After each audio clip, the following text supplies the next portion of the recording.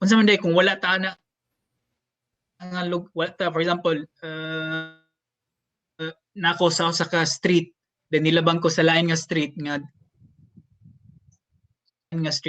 mo cease ba siya to exist or dili, or mo exist gyapon siya? Nakaibaw man ka nga naagyapon to siya. Like mo to ang sabot like sa mo na perceive og sa mong pag-process pud sa imong kuan. So ma-interpolate mo sa tanan at tanang knowledge nimo ba kay pwede nimo ma-interpolate niya, maka-form kag new nga perceptions ba? Basis dako kayo og kanang weight ang kanang experience o kanang sa imong perception. Okay mo. Kay pwede ka, for example, sorry? Openness pud sa imong utok gani sa new information. Okay. How about But ano? like Mas magadagan ka nibawan ba kay mas mag-open ka, no? Oo, pero kanang ang mukuan ko mo continue ko ta ni like, makonect na siya sa kanang mga kuan, kanang kanang about sa kanang kinahanglan na kay dili na sa nga naka experience, pero what about kanang mga things nga wa ta kibaw real na di again di na may mga sorry. butang nga wala ta kibaw ta nga wa ta kibaw ta nga naay mga tao dito sa laing lugar, sa China or sa Madagascar or sa Iceland.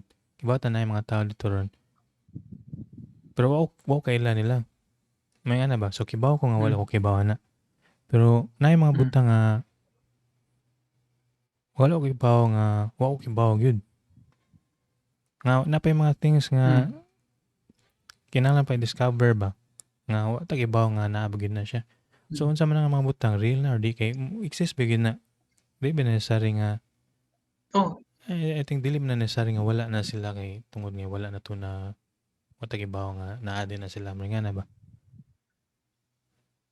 So murag ang sakto. Unsa gyud ang reality in the very essence ba nga kinahanglan ba na siya observing agent kay para mahimo real? Ang mostly sa atong discussion kay mura magkuan nga nagyud tay perceptor, murag na mo perceive gyud ba, pero nya napatugi ingon si JC nga naagid na reality bisig wa kita, so dili kinahanglan agent.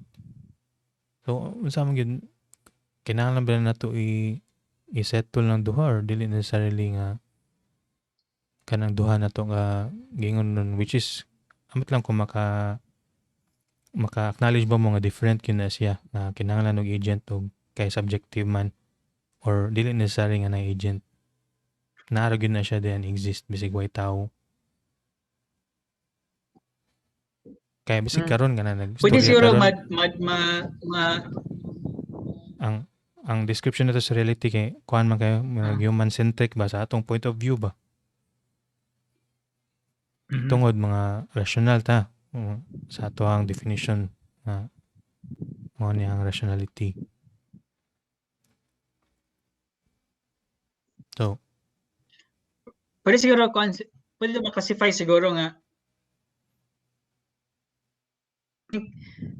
sa atong discussion na load kay duha ka type of reality ang atong gi-mention ba. Ang one kay ang subjective nga reality, meaning kanang overall perception na to, appeal experience, appeal interpolation o extrapolation sa mga ideas mind, nato. sa mind exist na siya sa mind sa tao or sa mind sa tao. Sorry day murag na delay atong storya. Mura siya subjective nga reality ba.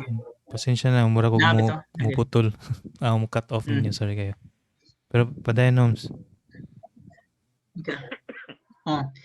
So man tanan ako ang kanang describe na tong appeal to experience, appeal interpolation sa perception. Tanaw kay mo na siguro gyud na to nga subjective reality ba. Pero nasa line nga reality which is the objective nga reality nga we exist na siya whether you acknowledge na to or dili mo matter kung what tay idea na at all or not tay idea nga exist na dili mo matter na din na siya ba. Okay. Pero ang problema lang na kay dili na siya something argue na to kay for example, especially if wala ta idea unsa na exactly ang yang kuan ang yang real more real niya nga existence ba. Ang nature. So tanan ako pwede na to pwede na to ma-discuss something na siya ang objective reality kay something na nga dili na to ma-discuss. Tanan ako ha. Lisod siya i-touch kita Kanang as gi-describe observer sa atong kanang gi-describe the science kay unsa man ang reality day. Subjective. kuan mo na siya actually ang tanong ko sa science kay mo na siya kanang kuan norms kanang getting closer to objective reality. Or estimation na to sa objective nga reality. Unsa imong gingon, Jace? Okay. Sorry, Jace. Best approximation ba? Para magingon next time. Murag kuan ba, murag estimation na to sa objective reality ba? Di ba? Kay mo man ganahan ta nga i-test na to, balik-balik ko na to ba? Kay ganahan ta nga dili siya wala siya ni di ganahan ta nga mo prove nga iyang existence kay dili tungod sa atong subjective nga reality, but because mo na siya ang gitry nito kuha from objective nga reality ba? Although okay, ang nature sa science kay kuan siya no, kanang human man siya nga endeavor, so na siya consensus murag siya mahog nga subjective in that sense. Gi-agreehan siya pero mao na closest ang kay ang mana appeal sa scientific method ba nga ang repeatability ba sa experiment ba nga siya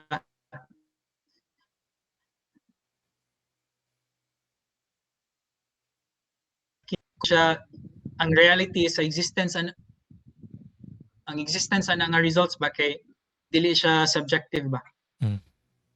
Mo na makaingon ta nga dili siya limited sa atong perception.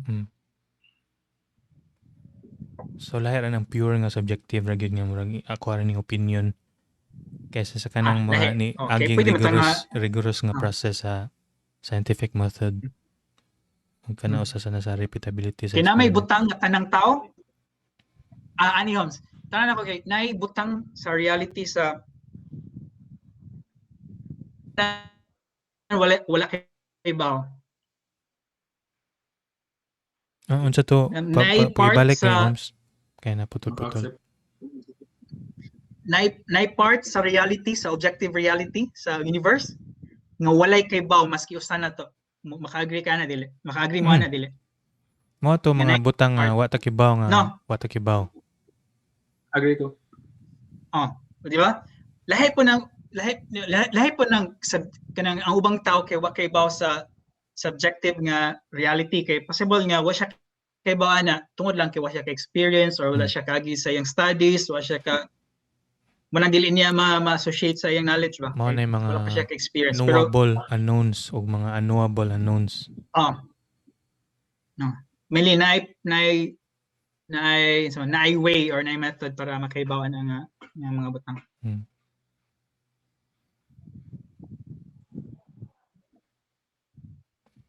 Parang ito nga nagsisasya. Na the addition sa atong kuan. Actually akong gi-record